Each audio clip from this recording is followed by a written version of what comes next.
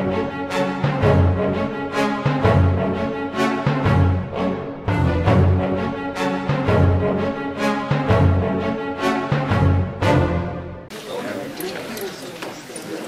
evening.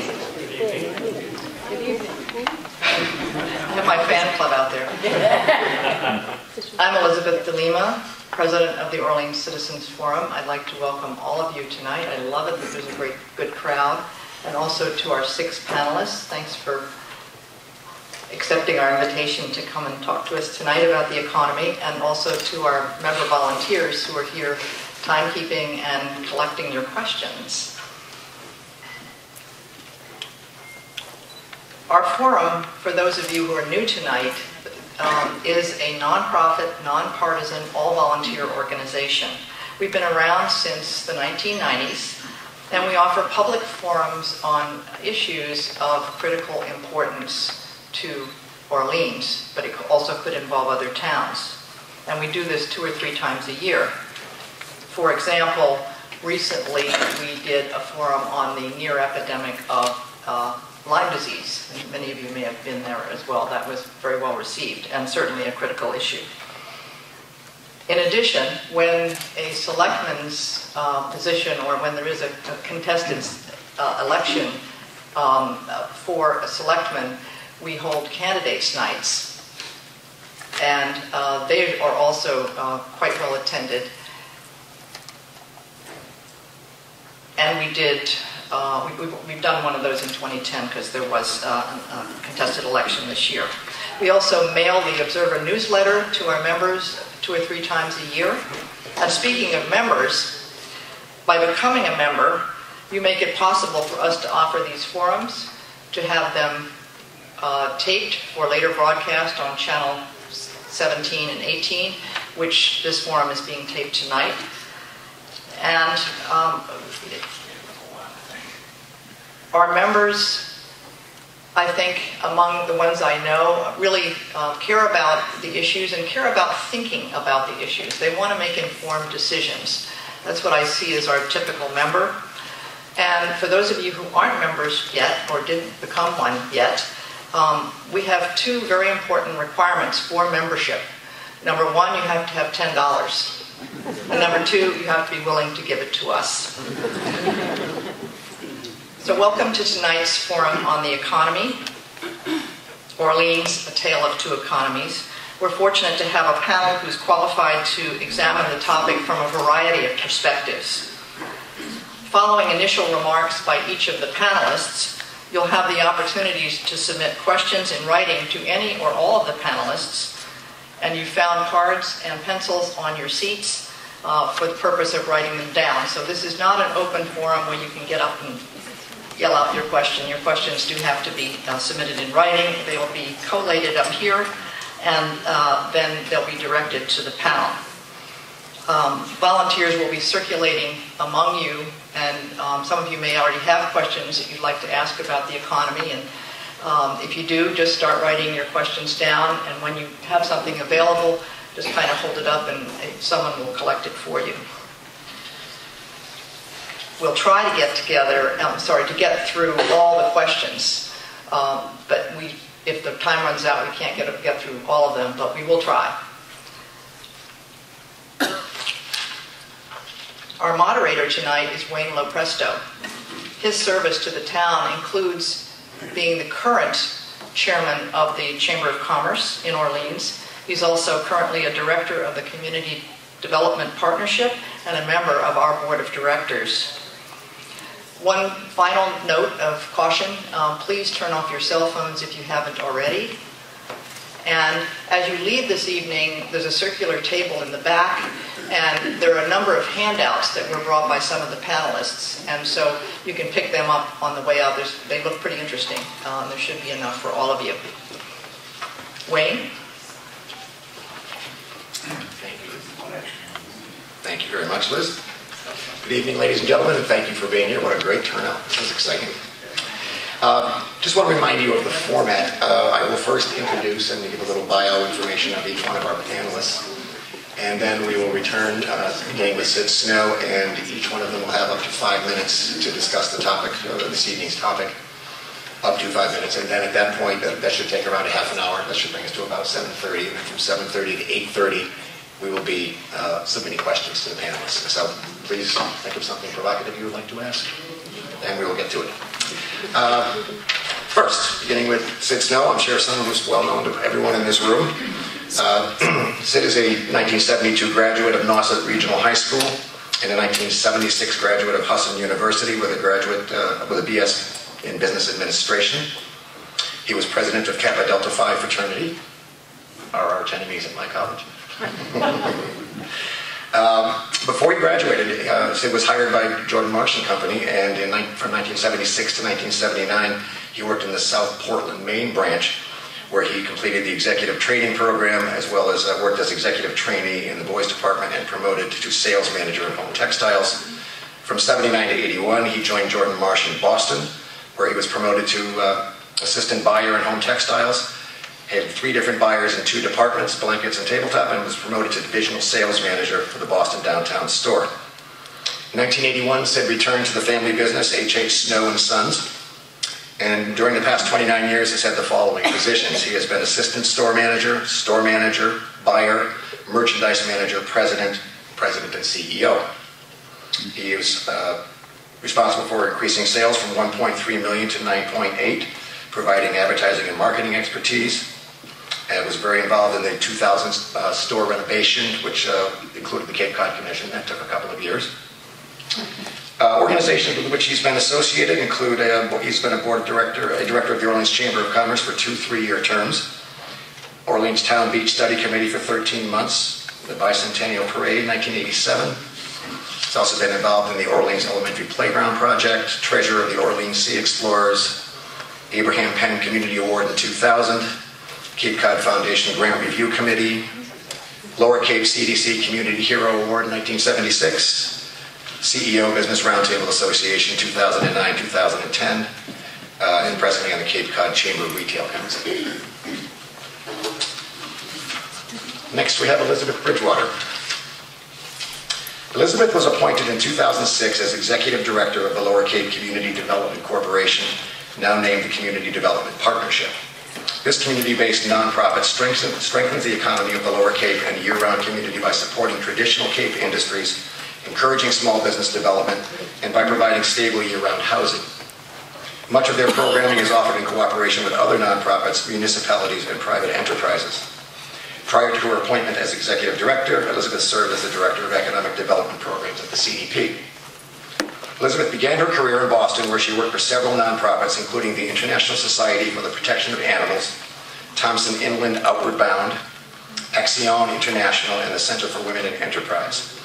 During this time, she was involved in fundraising, program development, hosting international program tours, and managing entrepreneurial programs for women. Her accomplishments at the CDP include the creation of a unique entrepreneurial program exclusively for artists, a technology training program for growing businesses, a partnership with the Hook Fishermen's Association to ensure the availability of affordable fishing permits, and the construction of 4 affordable rental condos in Chatham. And this year, recently, the successful funding and construction of 12 LEED Platinum-rated energy-efficient affordable rental units in Harwich, which also generate local energy through the installed photovoltaic panels. Elizabeth has a degree in international relations from Bradford College, a master's degree in community economic development from Southern New Hampshire University. She is an outdoor enthusiast who loves to travel the world on foot. She has hiked in the Pacific Northwest, the Utah Canyons, the rugged trails of northern New Hampshire, the coast of Ireland, and all over the Outer Cape. She was also a student of classical voice and has been in several local theater productions and chorale concerts. Elizabeth is a Harwich resident, where she lives with her wife Pam and their beloved American dingo, Summer.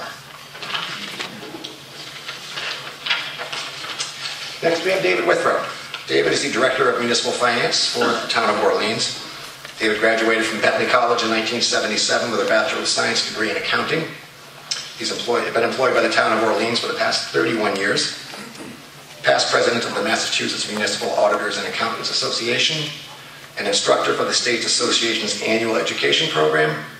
He has certifications as a certified governmental accountant and a certified governmental financial manager.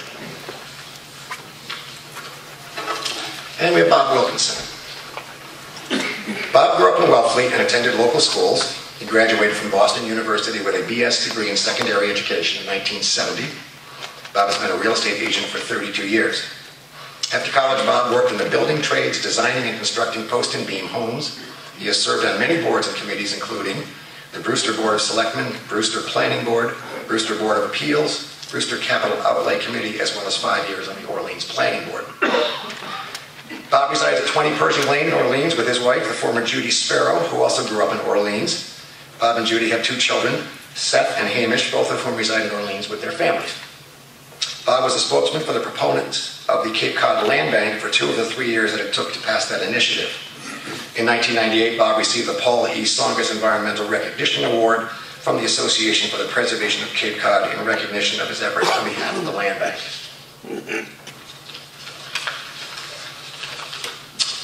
And Ellen Cobell.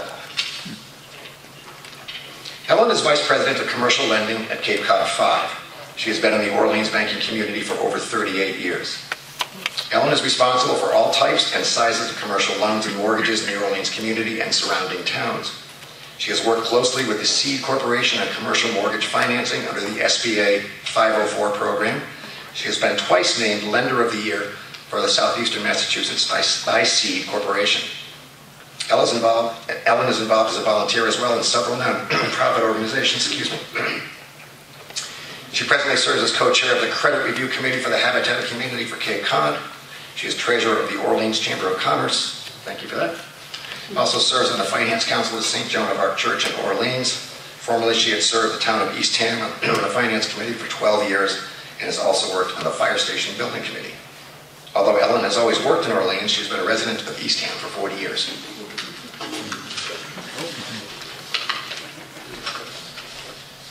And Detective Kevin Higgins. Kevin began his career in law enforcement with the Orleans Police Department in 1986 as a special summer officer. In 1987, Kevin was made a year-round reserve officer, primarily working evenings and midnights, while maintaining a full-time job at Cape Cod Bank and Trust Operations Center in Yarmouth. In 1988, Kevin attended the Barnstable County Police Academy, Class 62-88. In 1992, he began the Cape's first bicycle patrol using full-time officers. Also in 1992, Kevin became a member of the Cape's first multi-jurisdictional task force, which was comprised of officers from Harwich, Brewster, and Orleans. The training took place in Boston by the U.S. Army Military Police Regiment of Fort McClellan, Georgia. Kevin became a field training officer for new patrolling in 2002. In 2005, he was assigned to the Detective Bureau of the Orleans Police Department and was also appointed as a deputy sheriff, currently assigned to the Mass State Police Cape Cod Drug Task Force Unit. So, sticking with our format, we will now start with Sid Snow, who will speak from his perspective on tonight's topic. Thank you, Wayne. Thank you, Wayne and Elizabeth. And it is indeed a pleasure to be here tonight, and I'm delighted to see a full house. That tells me that you all have great interest and concerns in the economic health of Orleans, and indeed you should be. I've been asked to give you a perspective from the business standpoint on the economic development in Orleans, and the mission, I think, tonight is to really educate and inform. And it's going to be difficult for me to go through what I like to say in 5 minutes, so I'm going to go through it rather quickly, and hopefully maybe later on I'll be able to elaborate a little bit more on some of the questions.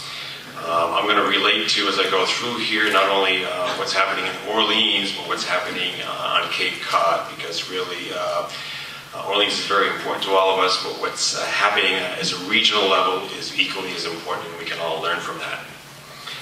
So the first question that we probably ask ourselves, or maybe you don't know, but why is business sluggish? Well, business is sluggish. And there are many factors for that. It's population, it's seasonality, it's demographics, it's the geographic nature of the Cape, it's the lack of growth, it's rising costs, and it's competition. We look at demographics. Okay, we have really a year-round population, we have second homes, and we have visitors. On a geographical aspect, it's a narrow peninsula. The Cape is only 400 square miles, and its ability to attract customers from further radiuses is not going to happen. Even with a maximum build-out, it probably will not provide enough support, enough residents to support the businesses in the 15 towns with 225,000 people. We talked tonight about the tale of two economies. Really, the economy, from a business standpoint, is the year-round residents, and then the second homes, summer, and the spring and fall visitors. What is being done? In the last several years, I've been involved with several economic forums that have happened throughout the Cape, and I'm going to make reference to some of the statistics because our mission is to inform you about what's going on. And I also have, as you leave tonight, I have some handouts on the tables. You're welcome to take that. If we run out, then we can get you more. But back in 2007, I went to an economic summit in Hyannis with a demographic called Peter France. It was put on by the Cape Cod Chamber. And the second summit was held in 2008 as a follow-up at the Cape Cod Community College. Since then, they formed a group called the Cape Cod Focus, which was to continue to go along the ideas that were talked about at the summit, and unfortunately, they no longer exist.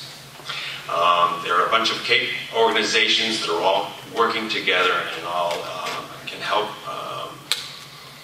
us get through what we need to get through. Is Cape Cod Workforce Investment Board. We have SCORE, we have Community Development Partnerships, the Cape Cod Economic Council, we have the Southeastern Mass Economic Development Council, the Cape Cod Commission, Cape Cod Technology Council, Cape Cod Hospitality Association, and others. And more recently was formed Cape Cod Young Professionals, Cape Cod Focus, something new called, which I'll talk about the Entree Center 2.0, and recently the Cape Cod Retail Council.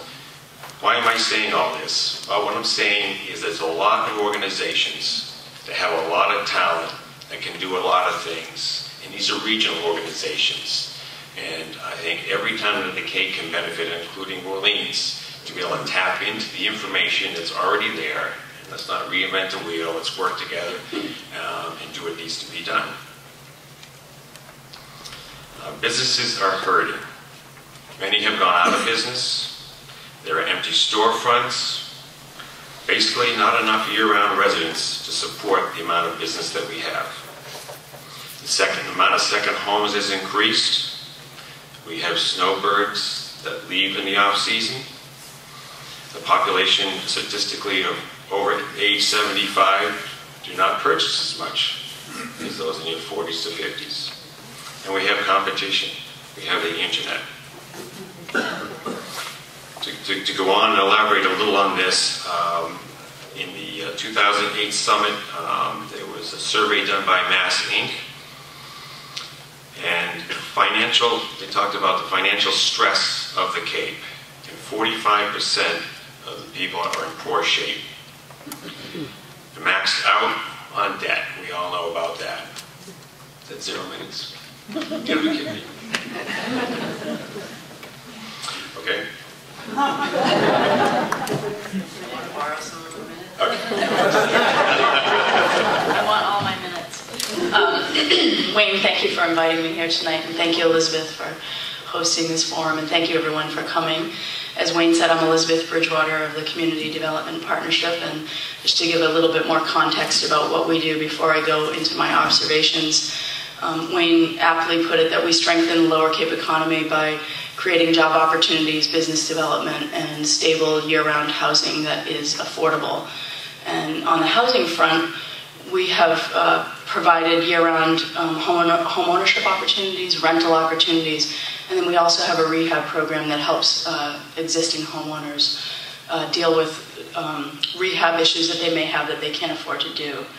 And the folks that are often served in that program are seniors and young working families. On the economic development side, we have a loan program. We've lent out over $2 million to the local small businesses on the Lower Cape, served over 2,000 entrepreneurs, and provide training and technical assistance. And then we've also got some programs that are sector development type programs, and I'm going to talk a little bit about that as one of the current threats that we see happening in the fishing industry. The Cape Cod Hook Fishermen Association started a program a couple of years ago called the Cape Fisheries Trust. And as the owners of the trust, they capitalized it in order to buy down permits so that local fishermen could lease them at affordable rates. And they needed a partner to run the program because their board of directors is made up primarily of fishermen, and so they wanted to have a little distance between those that were making the decisions on who gets the permits and the board, and their funders wanted that partner too. So they chose us, and we were delighted to be a part of that because we saw their mission very much aligned with our mission of strengthening the economy. And as I got to learn more about the fishing industry through this program, I learned that the catch value for those participating in the trust in this year alone was $10 million. And what was happening is, with the change in regulations, it went from a catch, days at sea regulatory environment to a quota-based environment. And so basically overnight in early 2010, when the regulations shifted, those permits became a commodity and a piece of equity that the boat owner owned, and they began trading at very high values, very much like what happened in the housing industry as second homeowners began targeting the Lower Cape for their second home location. Prices began to skyrocket. This is exactly the same trend in the fishing industry. And so the Cape Cod Fisheries Trust started purchasing those permits in advance of the regulatory changes. And now we're leasing them back out to local fishermen at affordable rates. So that's something that I wasn't fully aware of when we took on this partnership. And when the threat of this change in the regulatory environment was that people wouldn't be able to afford the permits and they would migrate off Cape to larger corporations in locations like Gloucester, New Bedford, and Fall River. And so this program kept that money and retained it on the Lower Cape to circulate, thank you, in our community. And it got me thinking about this idea of retention, because I think the chambers do a phenomenal job of attracting money here. The Cape Cod Chamber spends an enormous amount of money on advertising. They go on trips to China to invite people to come to the Cape. They travel all over the country. And but we don't talk much about how do we retain our local money. And this experience working with the local fishermen and understanding what their catch value was worth really oriented me into thinking about this. And that led me to think about online buying and how much of us do our buying online because it's convenient. We may live in a rural part of the Cape and don't want to trek on to the commercial center of Orleans. Folks living in Wellfleet. I lived in Wellfleet for years, and sometimes driving up to Orleans felt like a challenge, and it was easier to purchase online. Well, getting attuned to this issue of retention got me thinking about how important it was to buy local. And so the CDP is really looking at this model and promoting more local buying, because I think that's a way that we can very simply strengthen our economy by spending more and more of our dollars locally. And then finally, I want to touch on the housing issues and the work that we do in our rehab program and the work that we have done with the Thankful Chases property, and kind of frame it in that same way around energy efficiency.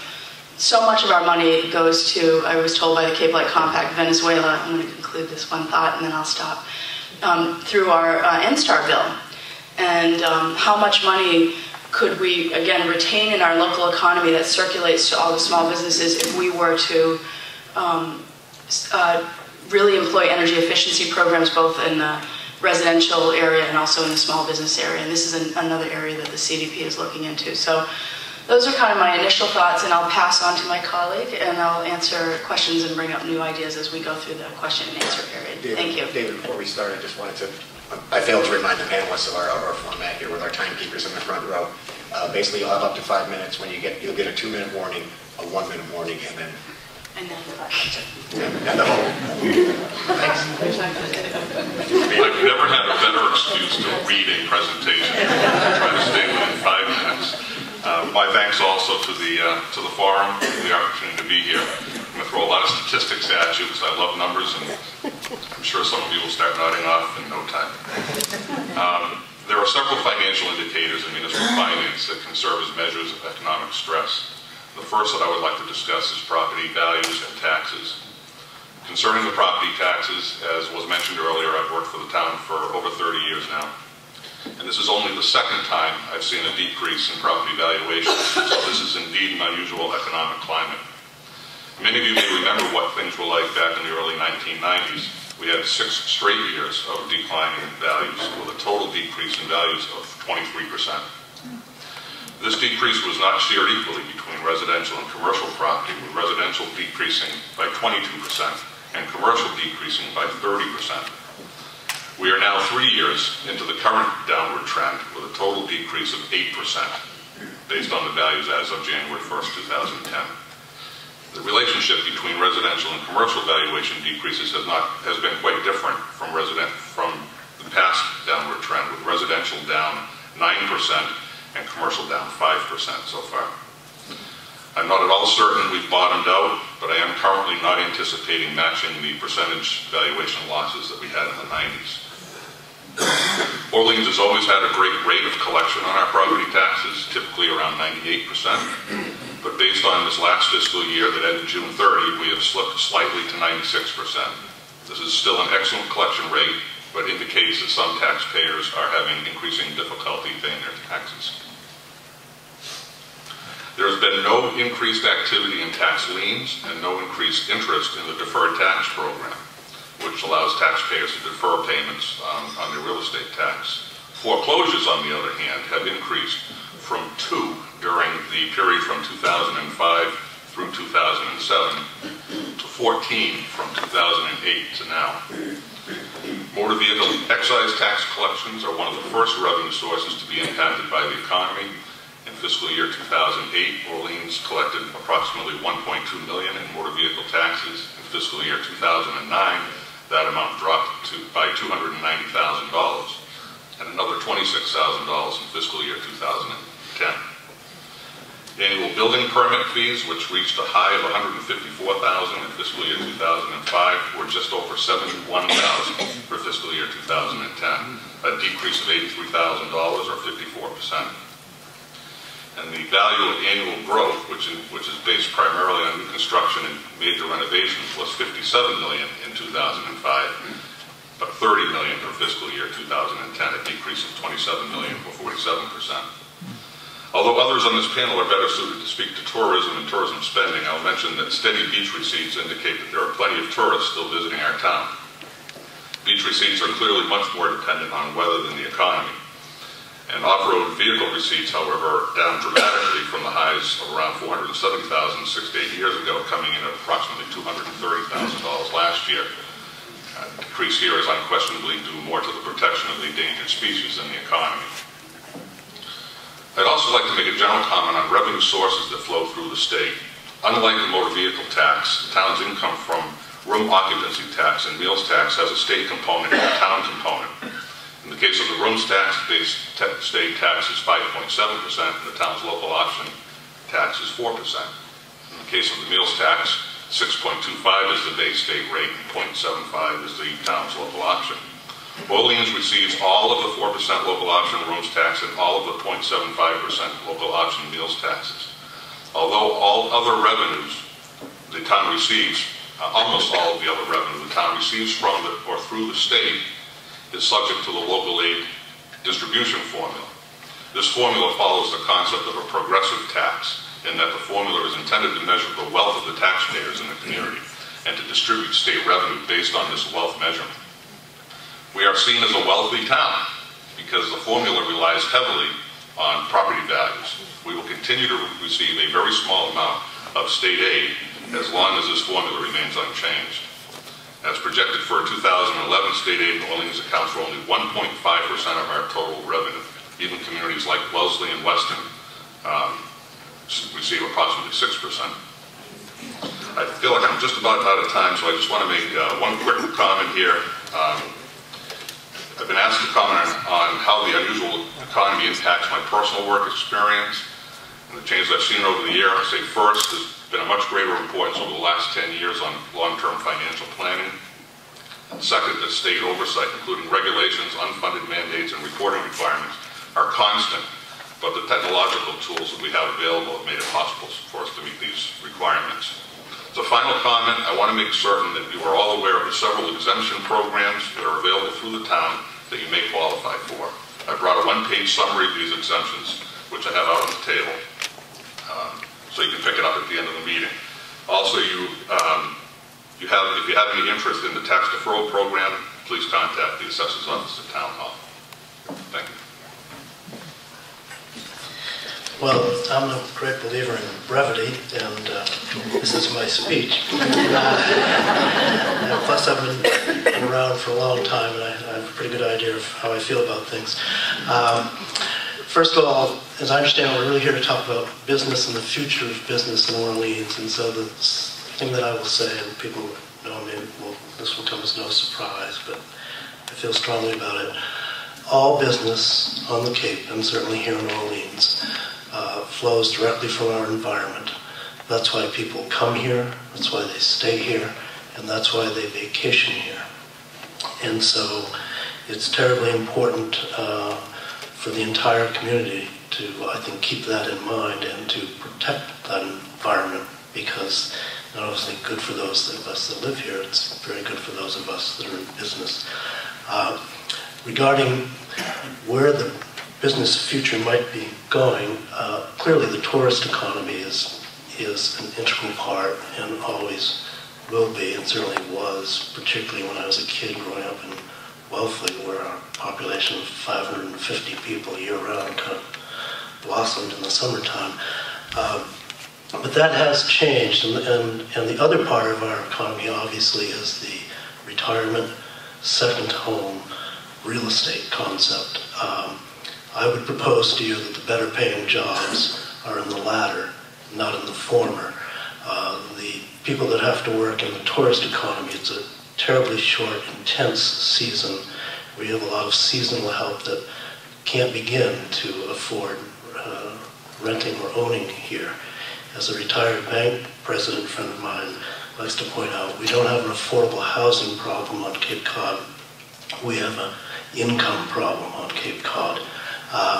I would suggest to you that those folks that come, bearing in mind that Orleans has the oldest population in the state, as we've all heard many times, but bearing that in mind, most of us these days aren't going to go and shingle our own roofs or fix our plumbing or paint our homes and on and on. And we all know that when we pay somebody to do that, they get paid very well, as they should. Certainly a whole lot more than somebody's getting paid flipping hamburgers. So I suspect that building up that aspect of our economy is terribly important, especially in a town like Orleans. And now I'm getting long-winded and I can't stand that in myself. So I was asked to talk about the main difference between selling real estate now and when I started doing it 32 years ago. The obvious one is that real estate's a whole lot more expensive, even in a down market.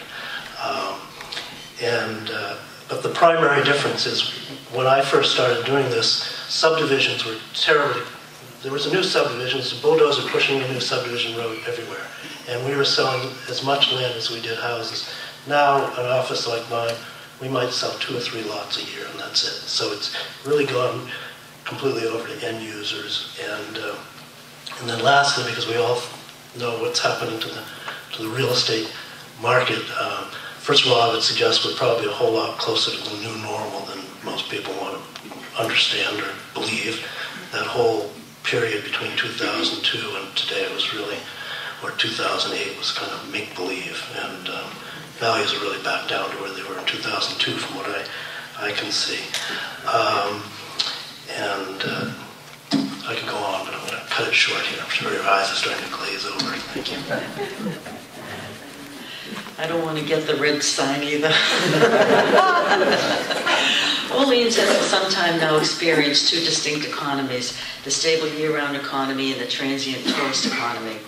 History pretty well enforces the belief that the popularity of the Cape came hand in hand with the establishment of the Cape Cod National Seashore. Visitors came in droves with increased demands for services not previously experienced in some of the lower and outer Cape towns. The demand expanded from the basic restaurant and lodging needs to the desire to own their own piece of Cape Cod. Through the many economic cycles over the past 40 or so years, whether referred to as a recession, a depression, or a much-needed adjustment, one factor appears to be consistent, and that's the volatility of the real estate values. Values would increase dramatically based on strong demand and would soften as soon as the economy slowed down again. Each time this happened, however, the real estate cycles would rise significantly higher than the previous cycle. This has created several issues that have changed the face of our towns. The most obvious issue is the rising prices that have squeezed out a large segment of the market. The issue that we as commercial lenders focus on is the ability to finance the commercial real estate in this highly seasonal environment. Traditional conventional financing for a commercial project requires, for a property selling for $500,000, could require as much as $125,000 as a down payment, with a 20 to 25% down payment. And $1.5 million property would require as much as $375,000 or $400,000, which is a significant amount just for the down payment. And the challenge that we've experienced over the years is to provide conventional financing with the escalating values and the limited seasonal income in so many of these cases. Our White Knight came riding in back in 1982 under the name of the Seed Corporation, the Southeastern Economic Development Corporation out of Taunton. It was one of the first economic development councils that was chartered to help small businesses get started, grow, and also to create jobs. The focus is really on job growth and job retention. The financing under these programs actually allow you to go up to 90%, with the bank doing a conventional first mortgage at 50%, and then the SBA, the Small Business Administration, under the 504 program going in with a 40%. So now with a 10% down payment, all of a sudden the project is a doable project where in the past it was just out of reach. The first project under the 504 program that I financed in Orleans was the relocation and renovation of a very popular coffee shop on Oconee Way. The purpose of the program was certainly in evidence as the numerous new jobs not only created but retained in that under that project. And the most recent project that I financed was also a renovation and relocation of a medical center to East Orleans. And this project has also retained and created new jobs in this highly seasonal area.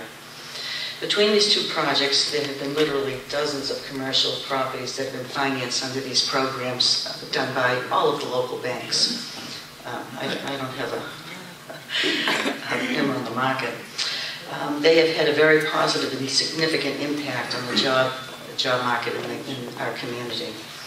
And contrary to what is heard on the news regarding banks not lending money to small businesses in this environment, it has not been the case locally. The demand for commercial loans is probably as soft as it was back in the early 1990s. Our impression is that most business operators are not looking to take on new debt at this time. Rather, they're looking at ways that they can operate more efficiently in the current environment. We will come out of the cycle as we have done numerous times in the past, and we as local lenders will be waiting to assist commercial property owners for their renovations, relocations, and expansions. Well, first off, I'd like to thank Elizabeth, Bob, and Wayne for inviting me and also promoting me to lieutenant. I'll have to talk with the select board to see if I can get a pay scale for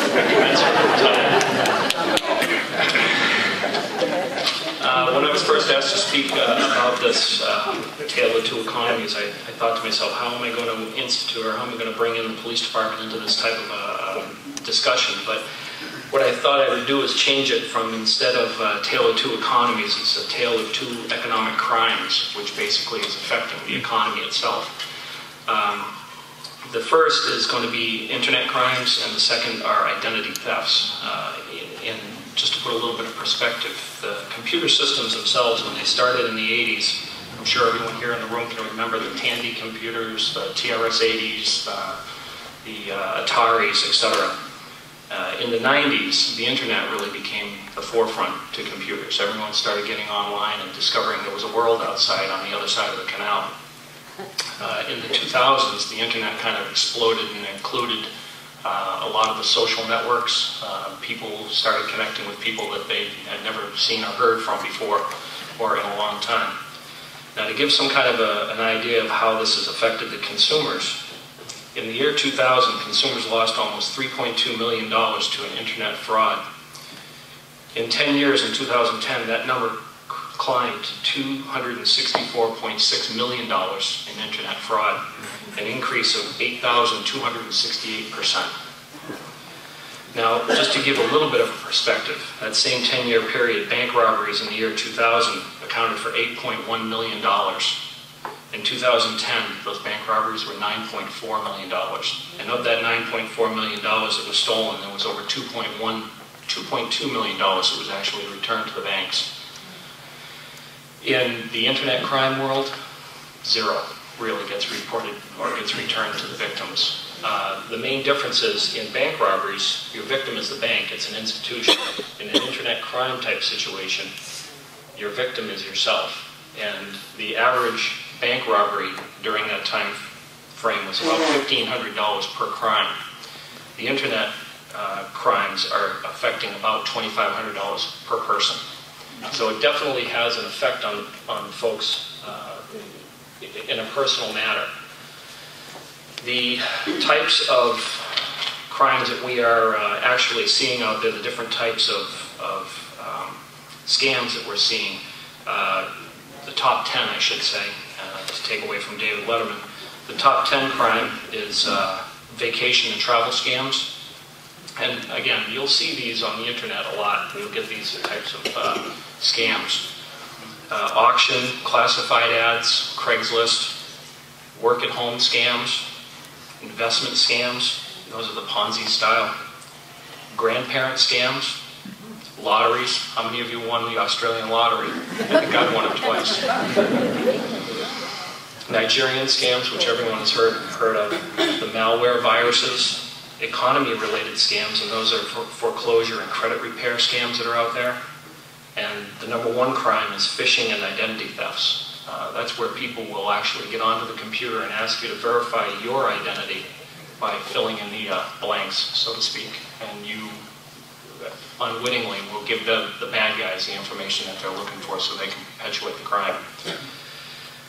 In regards to the tips for protecting your identity, I know I'm going to get the hook, so I'm not even going to delve into it. But if anybody has any questions, I have a lot of answers. Again, I had to try and cram an 8-hour block of information into 5 minutes. So if anybody has any questions, I'll be willing to provide any information you need. Thank you. Terrific. Well, thank you, folks.